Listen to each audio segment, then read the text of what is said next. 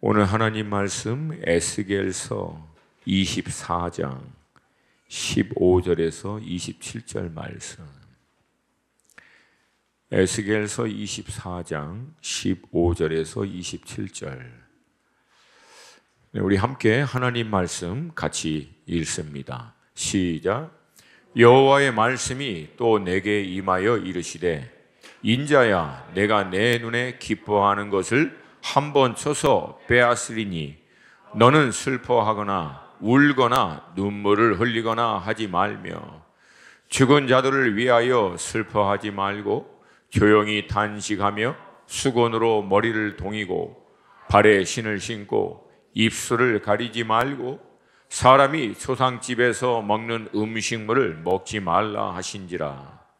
내가 아침에 백성에게 말하였더니 저녁에 내 아내가 죽었으므로 아침에 내가 받은 명령대로 행하매 백성이 내게 이르되, 내가 행하는 이 일이 우리와 무슨 상관이 있는지 너는 우리에게 말하지 아니하겠느냐 하므로 내가 그들에게 대답하기를, 여호와의 말씀이 내게 임하여 이르시되, 너는 이스라엘 족속에게 이르기를, 주 여호와의 말씀에 내 성소는 너의 세력의 영광이요 너의 눈의 기쁨이요 너의 마음의 아낌이 되거니와 내가 더럽힐 것이며 너희의 버려둔 자녀를 칼에 엎드러지게 할지라. 너희가 에스겔이 행한 바와 같이 행하여 입술을 가리지 아니하며 사람의 음식물을 먹지 아니하며 수건으로 머리를 동인 채 발에 신을 신은 채로 두고 슬퍼하지도 아니하며 울지도 아니하되 죄악 중에 패망하여 피차 바라보고 탄식하리라. 이같이 에스겔이 너희에게 표징이 되리니 그가 행한 대로 너희가 다 행할지라. 이 일이 이루어지면 내가 여호와인 줄을 너희가 알리라 하라 하셨느니라. 인자야, 내가 그 힘과 그 즐거워하는 영광과 그 눈이 기뻐하는 것과 그 마음이 간절하게 생각하는 자녀를 데려가는 날, 곧 그날에 도피한 자가 내게 나와서 내 귀에 그 일을 들려주지 아니하겠느냐. 그날에 내 입이 열려서 도피한 자에게 말하고 다시는 잠잠하지 아니하리라. 이같이 너는 그들에게 표징이 되고 그들은 내가 여호와인 줄 알리라. 아멘. 늘 말씀드린 대로 구약의 말씀 전체를 딱 한 문장으로 정의를 하면 여호와를 알라, 힘써 여호와를 알라. 왜냐하면 여호와를 알지 못하면 필경은 망하기 때문입니다.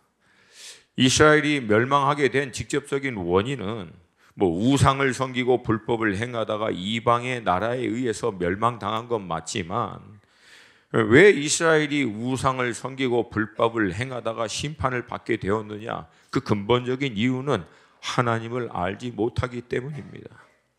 신약에서 사도 바울은 동일한 말씀으로 우리에게 도전을 합니다.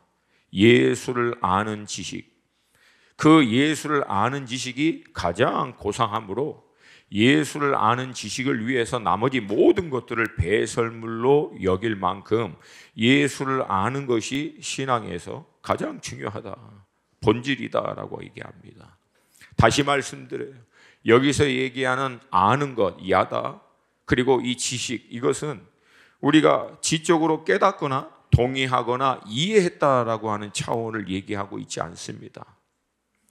인격이시고 영이신 하나님과 인격적 영적인 교제를 통하여 개인적인 체험을 통해서 내가 확신하고 알게 되는 과정들을 얘기합니다. 이것에 반드시 필요한 것은 하나님을 만나는 사건이에요. 여러분, 우리가 새로운 우리 수원 하나 성도들을 위해서 하는 이제 다음 주 금요일 하나님 만남 수양회예요. 신앙의 핵심을 어디다 두고 있는 것 같아요? 살아계신 하나님 만나는 거에 두는 거예요. 아멘입니까? 하나님에 대해서 이론으로 머리로 깨닫고 알고 이해하고 많은 지식과 인포메이션을 담고 있는 게 신앙의 관건이 아니라 우리의 신앙이 대상이 되신 하나님, 진리가 되신 그분, 인격이시고 영이신 그분을 내가 개인적인 체험을 통해서 확신하는 것이 성경에서 얘기하는 예수를 아는 지식, 하나님을 아는 지식인 줄로 믿습니다. 할렐루야. 근데 성경은 우리에게 뭘 얘기하냐면 하나님께서 하나님 당신을 우리에게 나타내 주시지 않으면, 정확한 의미로 얘기하면 계시해 주시지 않으면 죄인인 우리는 하나님을 알 수 있는 방법이 없다라고 성경은 얘기합니다. 예수와 그 아들의 예수의 소원대로 계시를 받지 아니하면 하나님을 알 수 없다라고 예수님이 스스로 얘기합니다. 이처럼 하나님은 하나님 당신을 이스라엘 백성들에게 알 수 있도록 말씀하시면서 그들에게 가장 먼저 쉐마 이스라엘, 이스라엘아 들으라, 이 말씀을 통해서 하나님은 하나님이 어떤 분이신지를, 그리고 하나님이 그들에게 무엇을 원하시고 그들이 하나님이 디자인한, 다른 말로 하면 하나님이 계획한 그 완전하고 풍성한 삶으로 어떻게 인도하기를 원하시는지를 하나님을 아는 지식에서 발견하라는 거예요. 할렐루야. 할렐루야. 그걸 말씀하시면서 들으라는 거예요. 들어야만 그 하나님이 예비하신 완전한 그 풍성한 삶으로 나아갈 수 있기 때문에, 그리고 하나님은 그 선포한 말씀을 이후에 세대들에게 증거하기 위해서 기록하라고 명령합니다. 그리고 다시 말씀드립니다. 이거 여러분에게 이미 말씀했어요. 쇠마였던, 소리였던 하나님의 말씀을 기록하라고 얘기하고 세 가지 명령합니다. 첫 번째, 주야로 묵상하라. 따라서 합시다. 주야로 묵상하라. 두 번째, 그 가운데 기록한 대로 행하라. 세 번째, 내 자녀들에게 부지런히 가르치라. 뭘 가르치냐면 앞에 있는 두 가지, 주야로 묵상하게 하고 기록한 대로 지켜 행하도록 가르치려는 거예요. 성경을 대하는 많은 방법들이 있어요. 물론 다 틀린 게 아니에요. 다독도 해야 되고 통독도 해야 되고 암송도 해야 되고 다 중요하지만 창세기부터 마지막까지 볼 때 가장 많이 성경이 이 말씀에 대해서 우리에게 강조하고 있는 핵심적인 한 가지는 묵상하랍니다. 주야로 묵상하라. 그래서 여러분, 제가 이 잔소리 같지만 말씀을 드릴게요. 우리 수원 하나 교회에 와서 정착하고 신앙생활 하는데 여러분이 끼니 이 묵상집을 구입해서 날마다 이 묵상하는 시간을 갖지 않는다, 이건 여러분이 정말 우리 교회가 가르치고자 하는 굉장히 중요한 본질적인 것을 놓치고 있는 거예요. 그러니까 저는 다른 의도는 없어요. 우리 지나가면서 늘 얘기해요. 왜? 제 말씀 95%는 다 묵상에서 나옵니다. 제가 하나님의 음성과 구체적인 인도하심을 받는 거 전부 묵상하는 시간에 받아요. 지금도 기록된 말씀을 통해서 이 시대를 살고 있는 우리들에게 하나님은 말씀하시는 줄로 믿습니다. 그 베이직, 기초가 묵상의 시간이라는 거예요. 아멘입니까? 그래서 내가 우리 간사들한테 지나가면서 묻습니다. 이번에는 어떻게 끼니 다 팔렸냐? 우리 성도님들이 말씀을 사모함으로 다 구입했냐? 제가 어저께인가 지나가는데 박스가 그냥 그대로 있더라고. 한 박스가. 분명히 다 사갈 걸 예상하고 미리 구입한 것 같은데, 그래서 오늘 끝나고 아직 이 끼니를 구입 안 한 사람은 회개하시고 가시다가 꼭 구입하셔서, 할렐루야. 11월 이제 절반 지나갔는데 앞으로 11월 반 남고 12월도 남았으니까 지금이라도 괜찮아요. 꼭 구입하셔서 이 말씀을 묵상할 수 있기를 축복합니다. 그러니까 기록된 이 하나님의 말씀을 묵상함으로 하나님과 인격적 영적인 교통을 가장 안전하고 확실하게 하는 방법이에요. 이게 그 말씀의 테두리 안에서. 할렐루야. 그걸 통해서 하나님께서 기록된 말씀을 통해서 이 시대에도 말씀하시는 하나님의 음성, 인도하심을 받는 거에 우리가 훈련되어지다 보면 이제 깊은 차원에서 구체적이고 세밀하게 우리 개개인과 공동체와 이 시대의 나라와 민족 가운데 장래 일을 계획하시고 그 계획하신 하나님의 의중과 뜻대로 초지일관 이루어 가신 하나님의 의중과 뜻을 알 수 있는 단계까지 나아간다는 거예요. 할렐루야. 할렐루야. 그래서 여러분, 우리는 계획해서 열심히 사는 게 아니라 하나님의 말씀과 인도하심을 받고 따라가는 거예요. 할렐루야. 우리의 모든 지정의적인 혼적인 역할, 갖고 있는 경험, 노하우, 지식, 이 모든 것들은 총동원해서 하나님의 의중과 뜻을 분별하는 데 사용하는 거예요. 그리고 그 분별한 하나님의 뜻을 이루어 가는데 우리의 경험, 우리의 노하우, 우리의 모든 거기에 정렬시켜서 그 통로로 쓰임 받는 거예요. 할렐루야. 그리 행할 때 하나님과 동행하는 삶이 실제가 된다는 거예요. 내 양은 내 음성을 듣나니. 제가 오늘은 좀 약간 좀 강하게, 평소에도 강하게 했지만, 그 쓸데없는 신학이나 이런 거 여러분 거기에 뺏기지 마시고. 아니 무슨 설명이 필요해요? 뭔 신학이 필요해요 여기에? 예수님이 스스로 얘기했는데 니네들이 내 양이니, 구원받은 나를 목자로 믿고 따라오는 양이니, 그러면 너희들은 내 음성을 들을 수 있다. 더 이상 무슨 설명이 필요합니까 거기에? 여러분 다 예수님의 양이십니까? 예수님이 여러분의 참 목자 맞으십니까? 그럼 반드시 우리는 예수님의 뭘 들어야 한다? 음성을 들어야 한다. 그래야 쉴만한 물가와 푸른 초장으로 예비하신 인도하심을 따라갈 수 있고, 사막의 음침한 골짜기를 지나갈지라도 그걸 넉넉히 이길 수 있는 게 주님의 음성과 인도하심이 있기 때문이라는 거예요. 할렐루야. 그게 있으니까 안 흔들리는 거예요. 다 아무리 검어도 주님의 음성이 있으니까. 산이 막고 있어도 주님의 음성이 있으니까. 할렐루야. 그렇게 우리 안에 이 진리를 깨닫게 하고 진리를 통하여 주님과의 깊은 영적인 실제적인 교통 가운데 장래일을 알게 하시는 수준까지 인도하기 위해서 우리 가운데 함께 계시는 분이 성령 하나님이신 줄로 믿습니다. 하나님이 이스라엘과 우리에게 이 말씀을 주신 것은 우리가 하나님 다루기에 편리하도록 이렇게 만들어 가거나 행여나 일방적으로 하나님의 어떤 편리에 따라 우리를 매니플레이션이라고 그러죠. 그냥 막 그렇게 이용하려고 하는 게 아니라는 거예요. 이 말씀을 하나님이 우리에게 주시는 것이, 이 말씀이 우리를 생명으로 인도하기 때문에, 진리로 인도하고, 우리보다도 우리를 더 잘 아시는 하나님의 계획하신 가장 완전하고 풍성한 삶으로 인도하기 위하여 이 말씀을 주신 줄로 믿습니다. 오늘 이 본문 앞에 에스겔 20장 11절과 13절 같이 읽습니다. 시작. 사람이 준행하면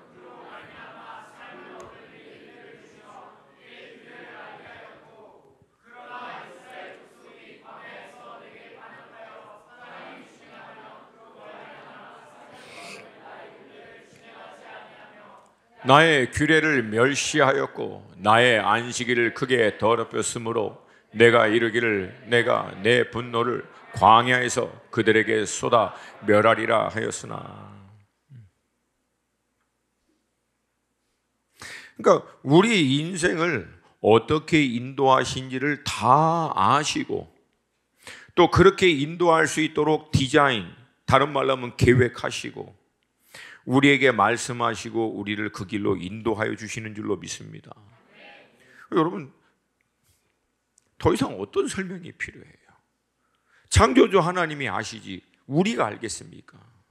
우리를 향한 최선을 우리보다도 그분이 더 정확하게 잘 아시는 줄로 믿습니다.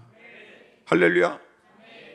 그러나 안타깝게도 우리가 방금 읽었던 이 13절 후반부에 보면은 이스라엘 백성들은 삶을 얻게 하고 생명을 얻게 하고 풍성하게 하는 하나님의 이 말씀을 듣고 순종하고 따르는 것보다는 결국 이 말씀을 순종하지 않고 본인들이 원하는 길, 그 길로 갑니다. 여러분, 하나님 입장에서 보면 얼마나 답답하겠어요. 얼마나 안타깝겠습니까? 이 길로 가야 사는데, 이 길로 가야 생명을 얻고, 이 길로 가야 풍성한 삶, 안전한 샬롬이 있는 삶으로 갈 수 있는데, 그 인도하시는 음성, 그 말씀을 따라가지 않고 본인이 생각하는 길로 가다가 결국 끝은 멸망인 것을 본인들은 못 보죠. 하나님은 이미 보셨고. 그러니까 얼마나 하나님 입장에서는 안타까울 거예요. 그래서 여러분, 결국 하나님께서는요, 그 안타까움 때문에 그 자녀들에 대한, 택하신 백성들에 대한 그 마음의 그 부담감 때문에 결국은 그들이 잘못 갈 때 때로는 징계하시고 심판하십니다. 근데 여러분, 하나님은요 여전히, 저는 이 표현이 얼마나 좋은지 몰라요. 은혜와 긍휼의 하나님, 노하기를 더디하시는 하나님, 진노 중에라도 긍휼을 베푸시는 하나님. 그래서 여러분, 택한 백성이나 하나님의 자녀들을 향한 하나님의 심판은 완전히 멸하는 게 아니에요. 회복을 위한 것이에요. 돌이키도록 하기 위한 것인 줄로 믿습니다. 여러분, 오늘 이 본문 에스겔의 배경이 뭐냐면, 이스라엘 백성들이 바벨론에 의해서 1차 얻어맞고 두 번째 얻어맞고 난 다음 세 번째 얻어맞는 중간입니다. 그럼 여러분, 상식적으로 생각을 해보세요. 바벨론은 그 당시에 최강대국입니다. 바벨론이 힘이 모자라서 남한국 유다를 쳤다가 그만두겠습니까? 왕이 친히 대군을 이끌고 왔는데 왜 대충 건들다가 돌아가냐고요. 이건 여러분 상식적으로 말이 안 돼요. 그렇게 할 수가 없어요. 그 많은 비용 들여서 왕이 친히 왔는데, 자기가 신뢰하는 군대 장관을 보내가지고 왕이 그 옆에서 죽치고 있는데 왜 그걸 1차로 치고 돌아가고 2차로 치고 돌아가고 그렇게 하겠습니까? 하나님이 기회를 주시는 거예요. 한 대 맞으면 좀 돌아오려느니, 또 한 번 맞으면 좀 돌아오려느니. 왜냐하면 하나님의 본심은 저들을 징계하고 심판하는 게 아니라 그들이 돌이키고 회복하는 것이기 때문에. 에스겔서 18장 23절에서 32절. 여러분, 이게 하나님의 마음입니다. 같이 읽습니다. 시작. 주 여호와의 말씀이니라. 내가 어찌 악인이 죽는 것을 조금인들 기뻐하랴.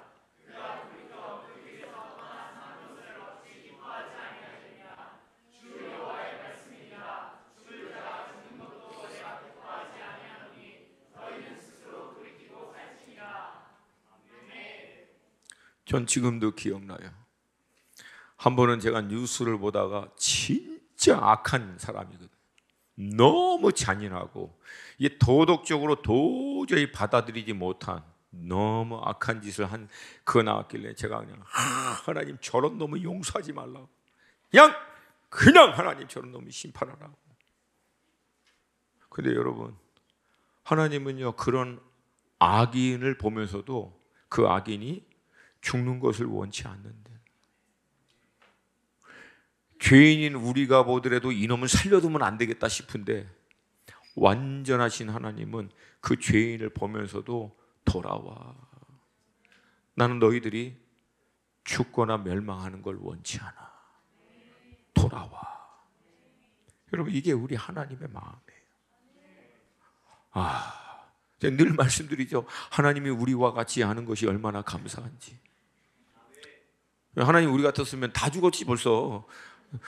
남아있는 사람이 없지. 남아있는 사람이.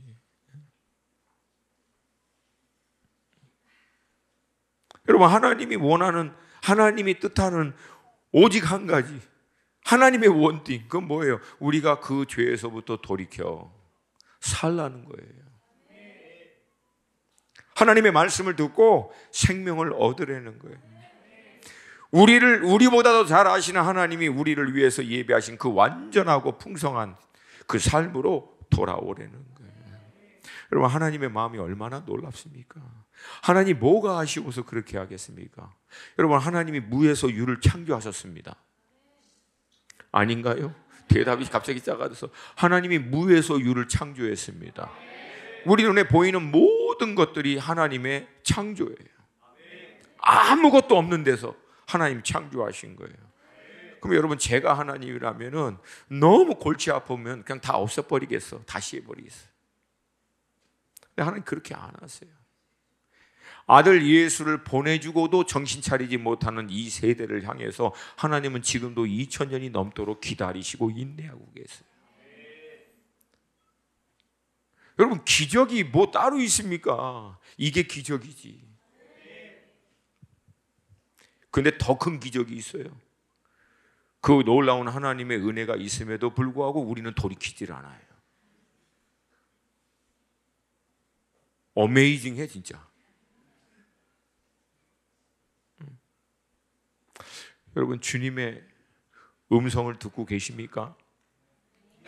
주님의 음성에 귀를 기울이십니까? 어떻게든지 주님의 인도하심을 받고자 몸부림치고 계세요. 여러분, 제가 얘기했죠. 신앙은 마음의 태도가 본질이라고. 주님의 음성 듣고자 하고, 주님의 인도하심 따라가고자 하고, 어떻게 하든지 주님의 뜻을 알고자 몸부림치는 것 자체가 주님이 우리에게 받기 원하시는 가장 아름다운 예배라고. 그게 주님이 가장 기뻐하시는 거예요.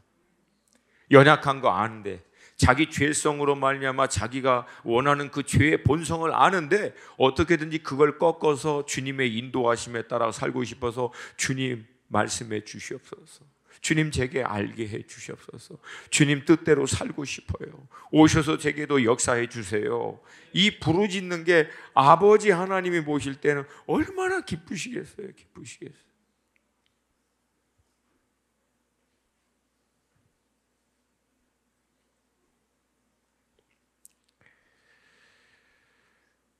여러분, 안타깝게도 우리는 이 아버지 하나님의 마음을 잘 모를 때가 참 많은 것 같아요.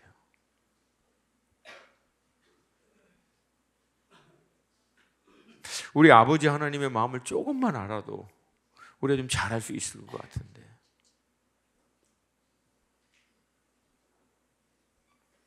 여러분, 오죽했으면 그렇게 바벨론에서 얻어 터지고 포로로 끌려가서 돌아왔으면 정신을 차려야 되는데, 여러분, 유다 백성은 그 이후에도 정신을 못 차립니다.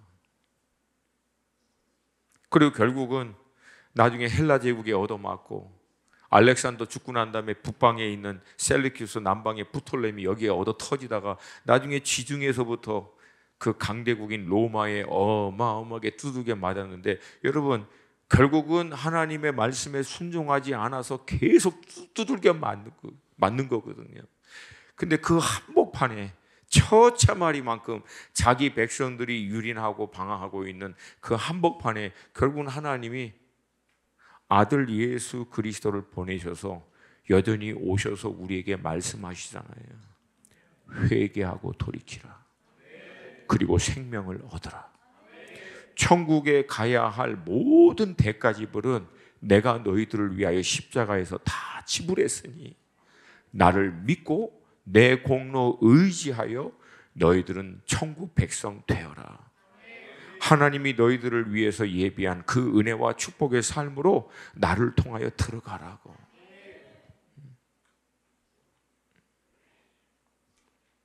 그리고 지금은 앞에 말씀드린 대로 불완전한 우리를 그분이 성전 삼아 나사렛 예수의 영이신 성령님이, 하나님이신 그분이 우리 안에 들어오셔서 우리를 그 진리 가운데로, 아버지 하나님의 그 완전하신 뜻 가운데로 계속 인도하고 계시잖아요.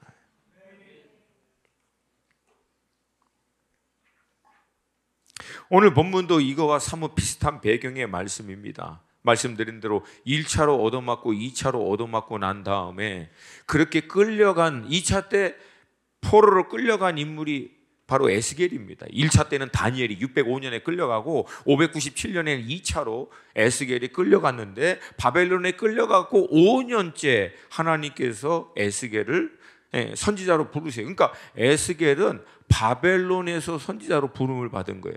함께 끌려온 포로와 남아있는 유다 백성들에게 선포하라고.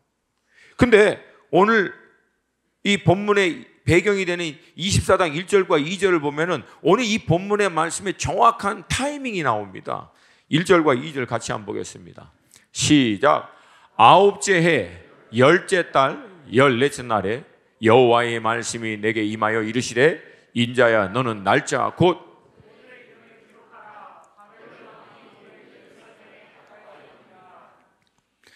에스겔이 포로로 끌려왔고 아홉째 해, 이거는요 여러분 589년입니다.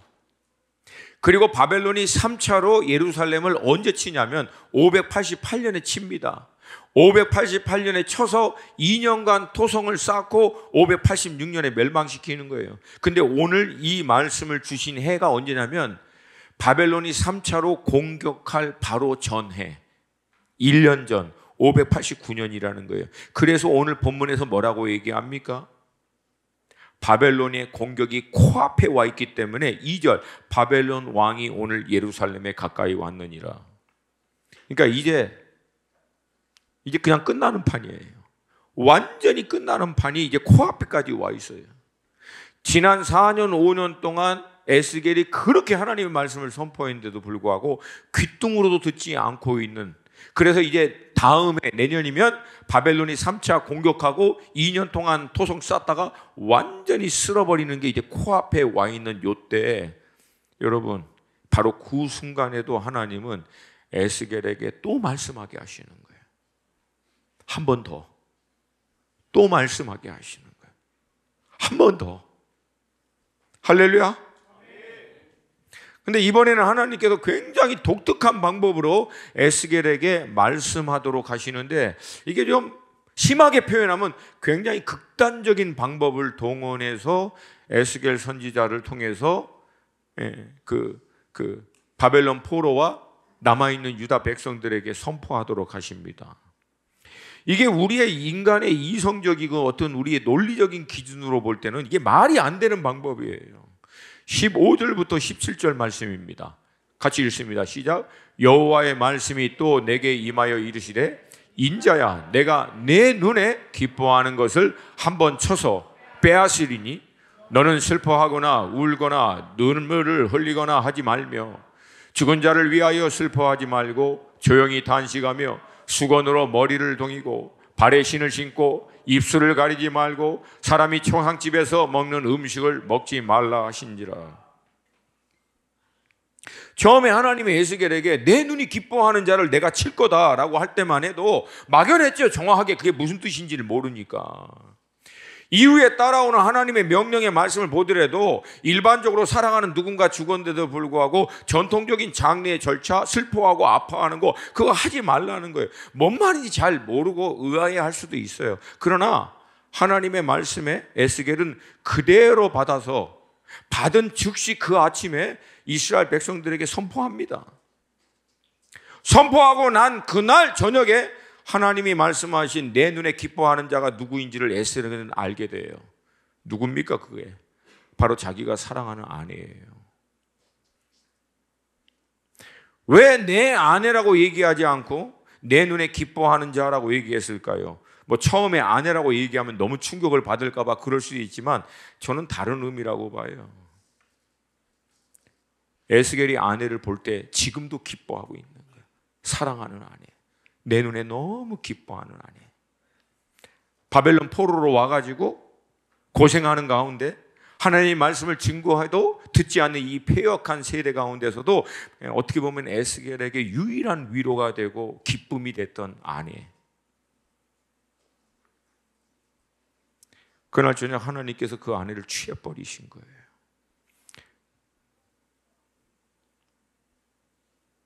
그리고 하나님의 말씀하신 대로 슬퍼하지 말고 초상 음식 먹지 말고 원래 이스라엘 백성들이 하던 그 과정들을 행하지 말라고 하나님이 명령하신 그대로 에스겔은 순종합니다. 여러분, 우리가 이런 부분을 볼 때는 참 이게 납득이 안 되죠. 아무리 하나님의 종이어도 그렇고 아무리 하나님이 주권과 능력으로 통치하시는 분이어도 그렇지 어떻게 당신의 종이 사랑하는 자를, 기뻐하는 자를 메시지 전달을 위한 수단으로 이렇게 사용할 수 있는가? 이건 도저히 말이 안 됩니다. 제가 여러분을 막 이렇게 설득시키려고 하진 않을게요. 근데 제가 내린 결론은 얘기할게요. 그래서 여러분과 저에게는 이런 일을 하나님이 안 시킵니다. 왜? 우리는 감당이 안 되니까. 근데 에스겔에는 하나님이 그것을 요청하신 거예요. 왜? 그만큼 에스겔은 절대적으로 하나님을 신뢰하고 하나님께 순종할 수 있는 준비가 되어 있기 때문에 그래요. 그러니까 여러분, 위대하고 어마어마한 하나님의 일에 대해서 너무 막 이렇게 나대면서 요청하지 마세요. 주변에 사라지는 사람이 생길 수도 있어요. 저는 그래서 마음을 정했어요. 가늘고 길게 살아야 돼요. 제가 제 안에 없으면 전 뭐 끝나는 거죠. 주님, 예. 저기 있는 분에게 시키세요. 뭐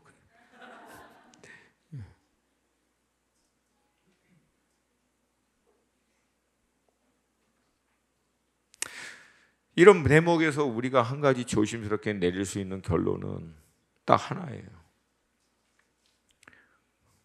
우리는 완전하지 않다. 근데 하나님은 완전하시다. 근데 이 기가 막힌 상황에서 에스겔이 18절 후반에 보인 반응을 다음과 같이 기록하고 있습니다. 여러분 함께 읽겠습니다. 시작. 아침에 내가 받은 명령대로 행하매. 그러니까 하나님이 말씀하신 대로 행한 거예요, 에스겔이. 이건 도대체 뭐라고 얘기합니까? 이건 뭐 순종의 끝판왕.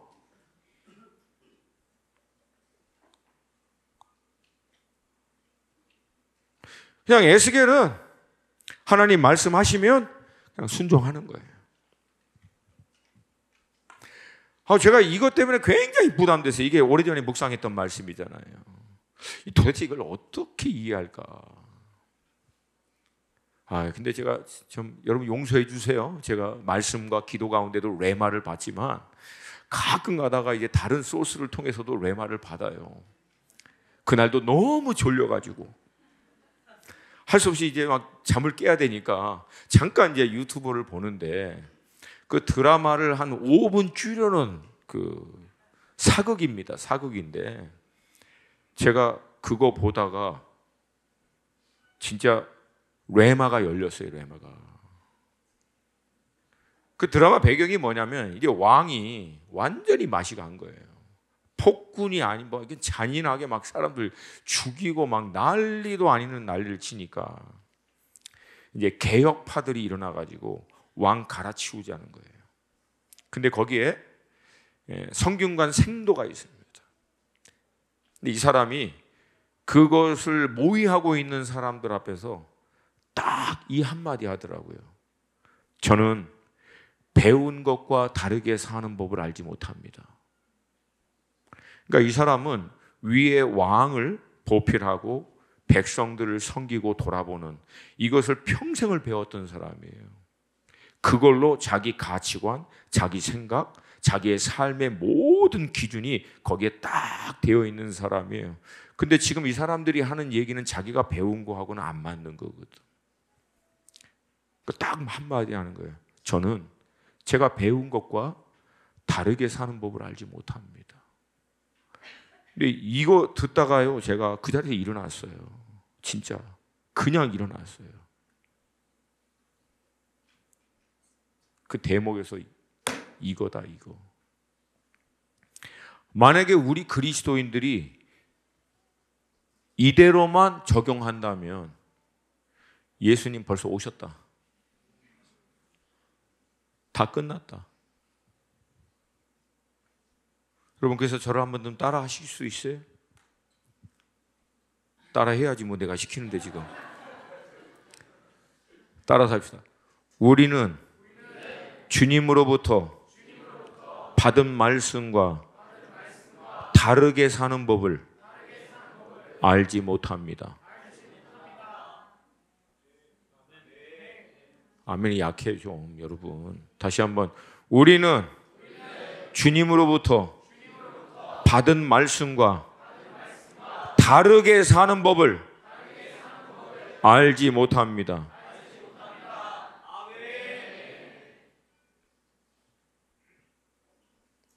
진리 다 알 필요 없어요. 어마어마한 계시 없어도 괜찮아요. 대단하고 놀라운 거 잘 몰라도 돼. 근데 사랑하는 여러분, 내가 알고 있는 진리 말씀은 내가 깨닫고 내 안에 확신한 진리의 말씀만큼은 살아내야 되지 않겠습니까? 우리가 최소한 살아내려고 몸부림쳐야 되지 않겠습니까? 거짓말 하지 말라면 하지 말고, 정직하라면 정직하고, 나누라면 나누고, 거룩하라면 거룩하기 위해서 몸부림치고,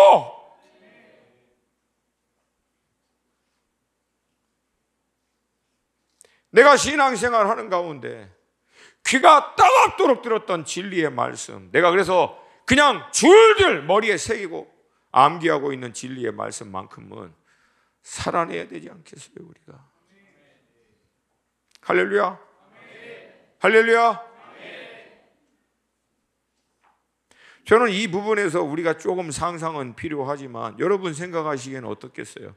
에스겔이 지금 생각이 정리돼서 순종했겠습니까? 마음이 정리돼서 순종했겠냐고요. 에스겔의 감정이 평온해서 순종했겠습니까? 이런 상황이 쉬운 사람이 누가 있어요? 아무리 에스겔이어도 그렇지. 감정이 격동되고 생각이 혼란스럽고 마음은 온통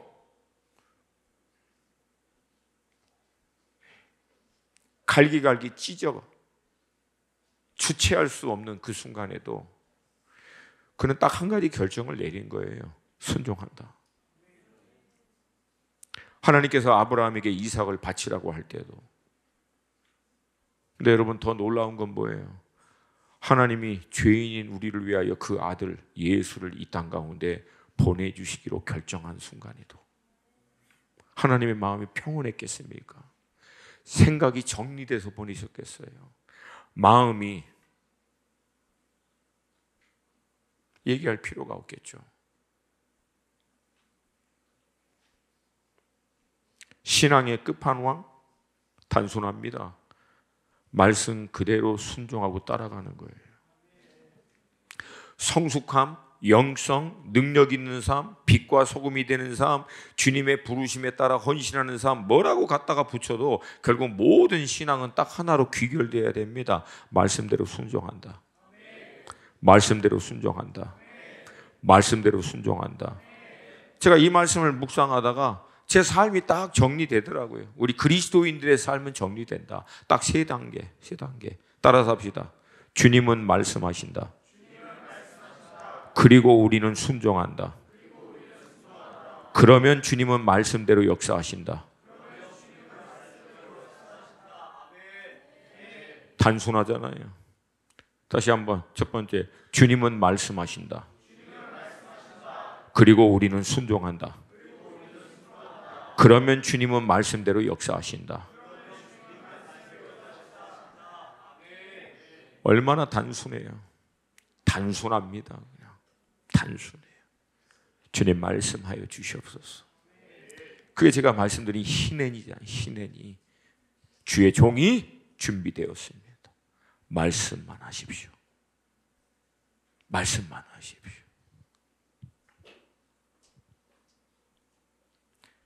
때때로 하나님의 말씀이 우리의 생각과 동의가 되지 않아요. 감정이 따라가지 않고 상황적으로 볼 때는 도저히 말이 안 돼요. 그때마다 여러분 우리가 깨달을 것은 딱 하나입니다. 하나님은 완전하시다. 나는 완전하지 않다. 하나님은 선하시다. 나는 선하지 않다. 하나님은 모든 걸 다 아신다. 나는 모든 걸 다 알지 못한다. 하나님은 나를 향한 최선을 기뻐하시고 인도하시는 분이시다. 나는 나를 향한 최선이 무엇인지도 알 수 없는 연약한 존재다. 그러므로 주님 말씀하시면 우리는 순종한다. 이제 이 에스겔의 행동을 보고 함께 이제 포로로 끌려왔던 유다 백성들이 이제 당황하는 거예요. 왜? 알고 보니까 자기가 사랑하는 아내인데 자기가 기뻐하는 그자가 죽을 때 슬퍼하지도 않고 일반적인 장례 행하지 않을 것이다 선포했더니 에스겔이 그 말씀대로 하는 거예요 지금. 그러니까 아무리 생각이 없는 백성들도 이게 뭔가 이건 뭐 이게 평범한 이게 일은 아니다. 이걸 깨달은 거예요. 그래서 이들이 에스겔에게 나와 묻습니다. 19절 함께 읽습니다. 시작. 백성이 내게 이르되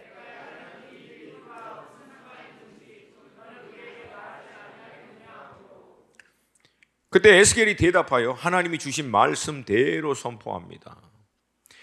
에스겔이 자기 눈에 기뻐하는 자가 죽어도 그 슬픔을 표현하지 못하듯 이제 곧 남왕국 유다도 1년 후에 588년에 침범을 받아서 2년 동안 도성을 쌓고 586년에 결국은 남왕국 유다를 멸망시키는데 여러분 그때 바벨론은 최강대국이었습니다.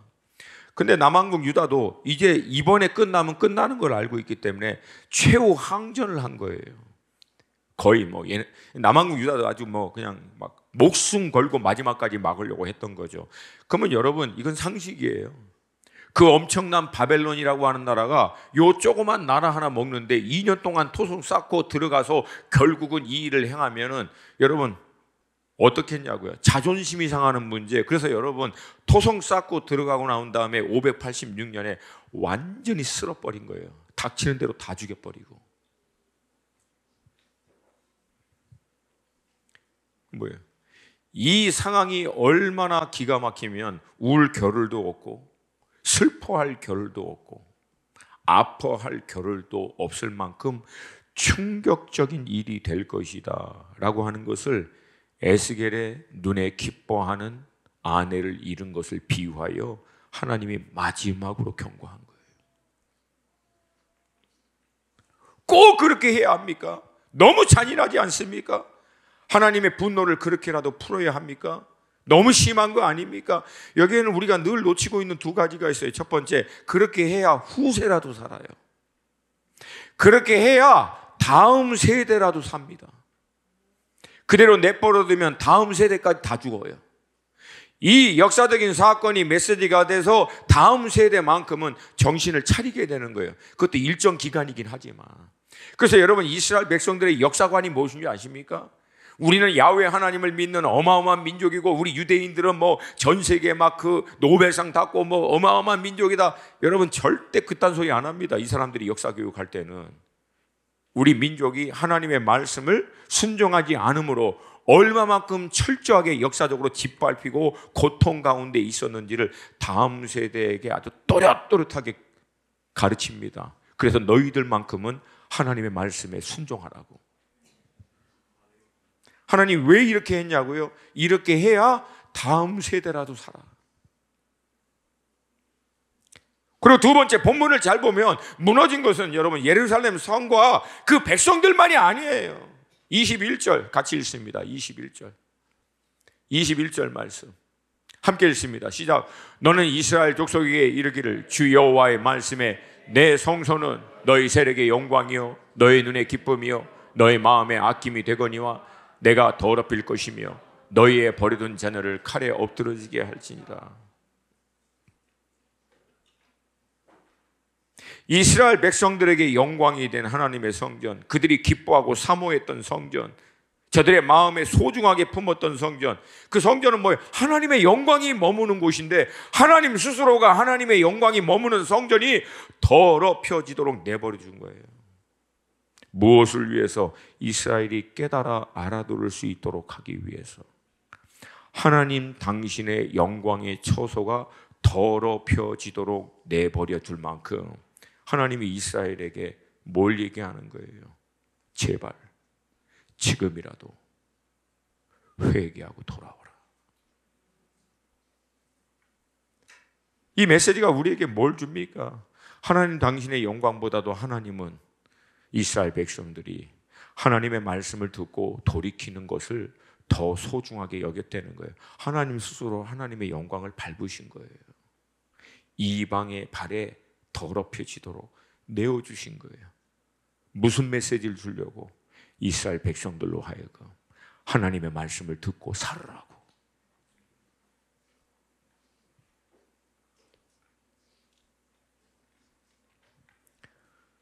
그 이후 지금의 2000년 전 그 영광스러운 하늘의 보좌, 그 거룩한 하나님의 그 자리에서 우리 주님은 이 땅에 오셔서 우리가 살 수 있는 생명의 길을 열어주기 위해서 벌거벗기시고 찢기시고 십자가에서 저주받은 자 되어 처참하게 돌아가셨어요. 왜? 죄인인 우리가 이 메시지 듣고 회개하고 돌이키라고. 24절 후반부, 27절 후반부, 이걸 통해서 하나님이 어떤 메시지를 주시는 거예요? 같이 읽습니다. 24절, 27절 후반부 함께 읽습니다. 시작. 내가 여호와인 줄 너희가 알리라.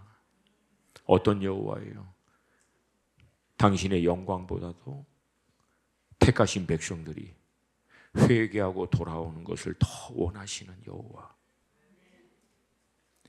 그 약속의 말씀대로 반드시 행하시는 여호와.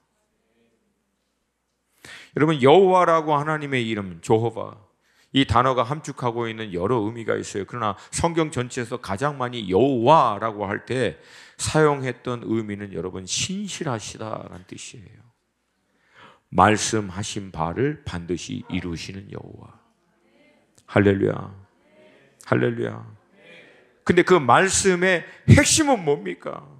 그 말씀의 핵심은 말씀하신 대로 반드시 행하시는 신실하신 분, 그분이 여호와인데 그 하나님의 말씀의 핵심은 뭐예요? 돌이켜 생명을 얻으라는 거예요. 나의 말을 듣고 생명을 얻으라. 그래서 여러분, 이 여호와 하나님을 아는 길은 우리에게도 지금도 딱 두 가지예요. 여호와 하나님의 말씀에 순종하여 하나님이 말씀하신 대로 가장 선하고 풍성하고 은혜로운 길로 우리를 그 말씀하신 대로 인도하시는 분이시구나 라고 하는 것을 경험하여, 아, 하나님, 우리가 믿는 하나님은 이런 분이시구나, 그렇게 축복으로 아는 길이 있고요. 또 하나는 하나님의 말씀에 귀를 기울이지 않고 여전히 이 세상에 말을 쫓아 살다가 결국은 하나님께로부터 징계와 매를 맞고 얻어맞아 다 잃고 그 다음에 하나님을 아는 방법이 있다라고 하는 거예요.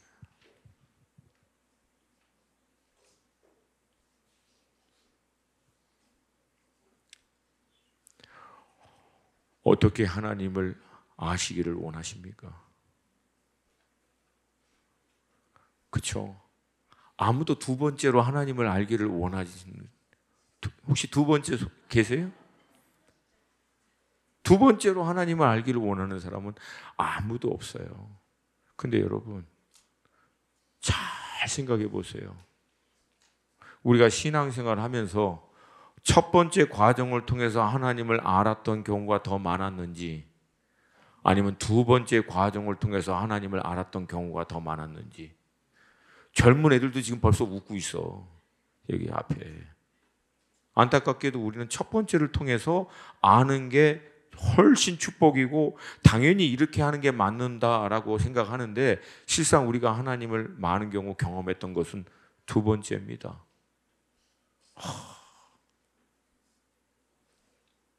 하나님의 따뜻한 터치를 받고, 그리고 비로소 아, 주님은 따뜻하신 분이시구나.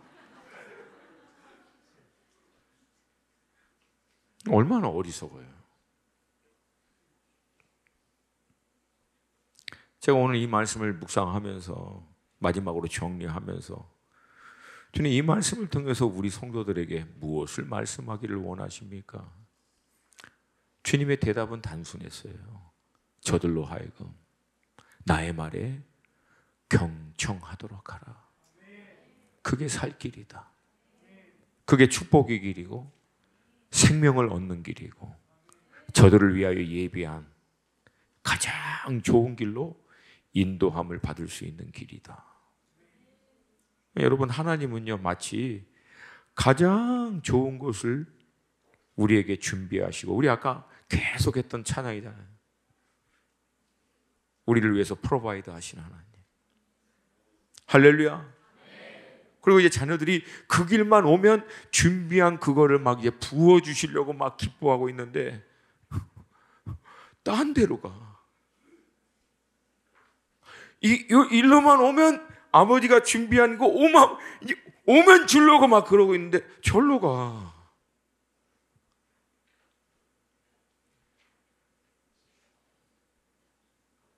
그리고 또 그냥 가면 또 아무 말 가면서 또 온통 불면 왜 이러냐고 하나님 계시되면서, 그러니까 일로 오면 되는데 절로 가면서.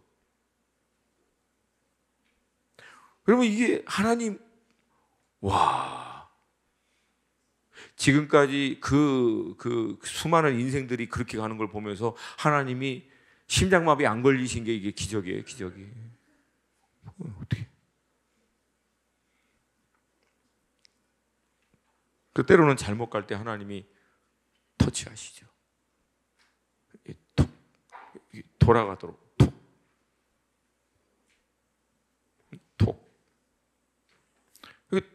돌아가는 다시 좀 세게 치시죠. 뭐 퍽. 도대체 얼마나 맞아야 제대로 돌아오려나.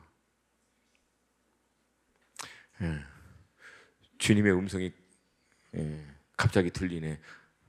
너도 잘해, 너도 잘해, 너도. 저도 몇 번 돌아온 적이 있죠.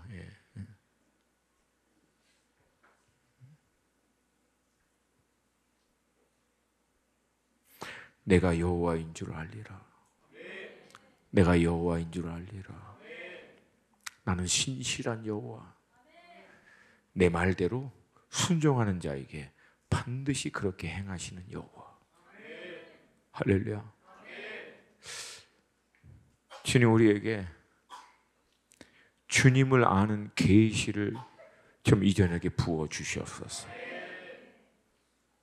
그래서 주님 앞에 우리 인생이 정말 딱 정렬되어 날마다 주님의 음성과 인도하심에 따라 주님과 동행하여 주님이 예비하신 풍성한 것을 누릴 수 있는 삶이 우리 가운데 실제가 되게 하여 주시옵소서. 그 길을 함께 갈 수 있도록 우리 가운데 몸인 공동체를 허락하여 주신 줄로 믿습니다. 제가요 제일 답답한 인생들이 뭐냐면 교회 와가지고 교회에서 그 많은 좋은 믿음의 사람들이 있는데 해피면 그 중에서 가장 연약하고 이상한 사람 만나서 둘이 같이 교회 나가는 사람.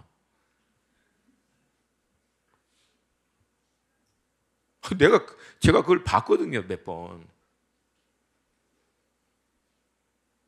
제 입에서 이 주님 절제의 영을 부어 주시옵소서. 그냥 제가 부드럽게 얘기할게. 그건 저주받은 거예요. 저주받은 거예요. 축복과 은혜 그 공동체 그 은혜의 길로 나아갈 수 있는 몸으로까지 왔는데 거기서 또 이상한 것끼리 또 눈이 맞아가지고 같이 나가버려요.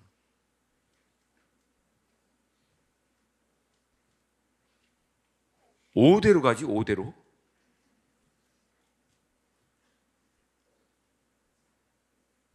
그래서 여러분 깨어 있으셔야 돼요. 깨어 있으셔야 합니다. 우리를 위해서 가장 좋은 걸 준비하신 그 주님의 음성과 인도하심을 쫓아가시는 여러분과 제가 되기를 주님의 이름으로 축복합니다. 아멘입니까? 우리 찬양팀 나와주시고 다 함께 우리 자리에서 좀 일어나겠습니다.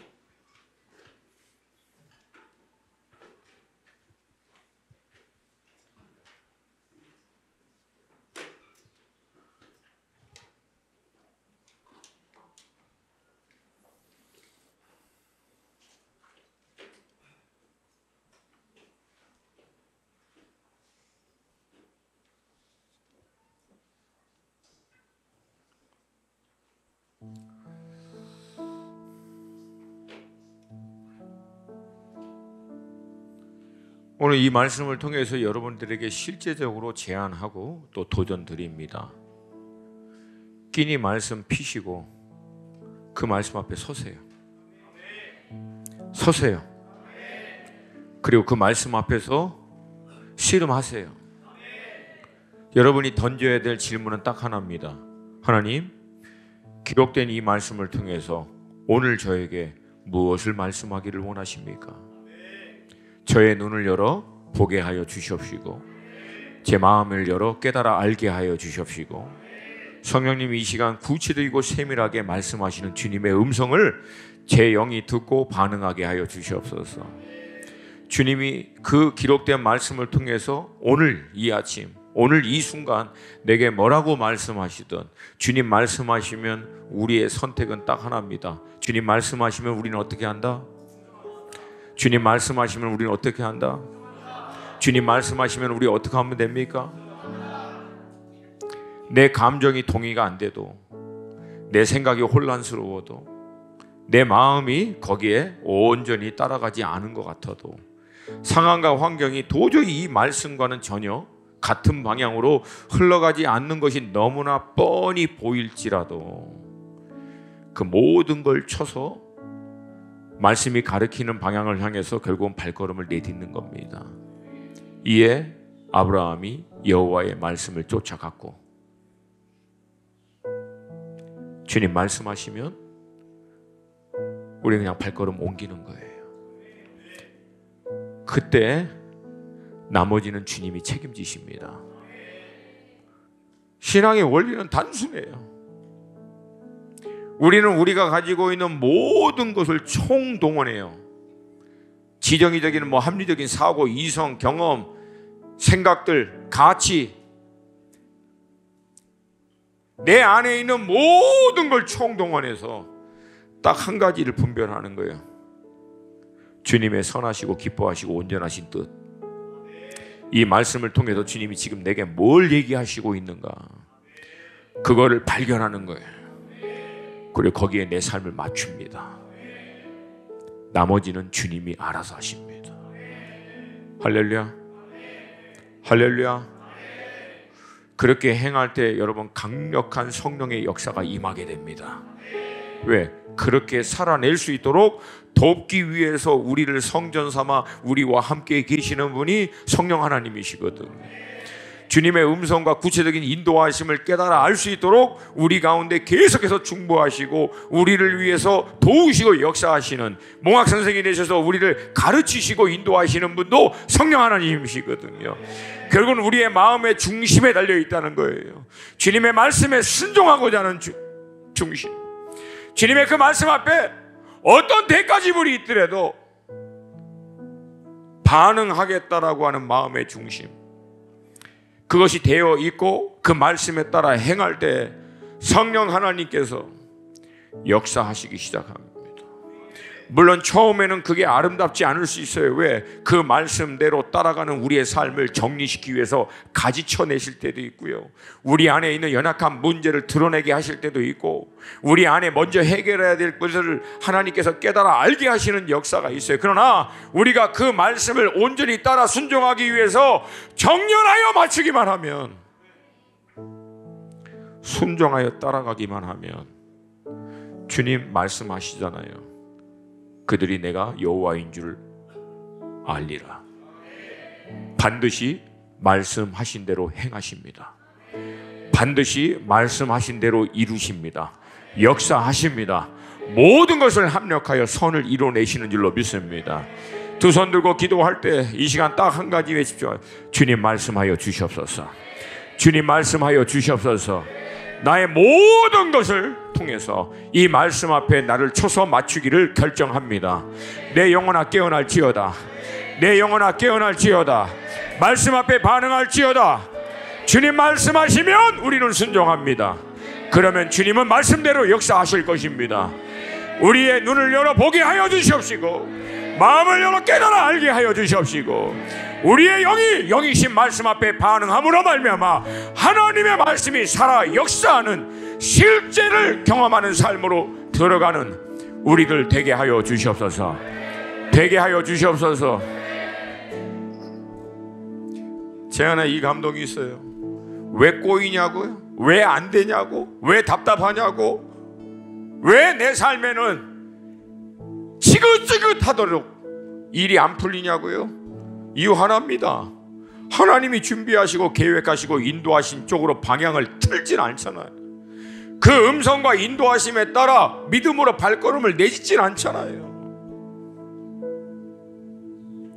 언제까지 그 지긋지긋한 답답한, 해결되지 않는 거기에서 계속 머무르겠습니까? 하나님은요, 이 과정에서 우리를 연단하고 훈련하는 과정은 있지만 결국 이것이 정렬되어 그 말씀 앞에 딱 반응하게 되게 시작하면 하나님 반드시 역사하십니다. 그게 이 말씀의 기록이잖아요. 할렐루야. 그게 우리 믿음의 선배들의 신앙 고백이잖아요. 여러분, 부족하지만 그게 제 삶의 고백입니다. 주님은 말씀대로 하셨더라고요. 보니까 단 하나도 실수가 없으시, 단 하나도 실수가 없이 말씀하신 대로 행하신 거예요. 여러분, 이 하나님을 오늘 만나시기를 축복합니다. 내 영혼아 깨어날지어다. 내 영혼아 깨어날지어다. 주님, 내 귀를 열어 듣게 하여 주시옵소서. 마음을 열어 깨달아 알게 하여 주시옵소서. 영적인 눈이 열어 주님의 인도하심을 보게 하여 주시옵시고, 주의 음성 앞에 믿음으로 반응함으로 말미암아 말씀이 실제가 되는 삶으로 들어가기를 원합니다. 인도하여 주시옵소서. 주님의 이름 세 번 부르고 기도합니다. 주여!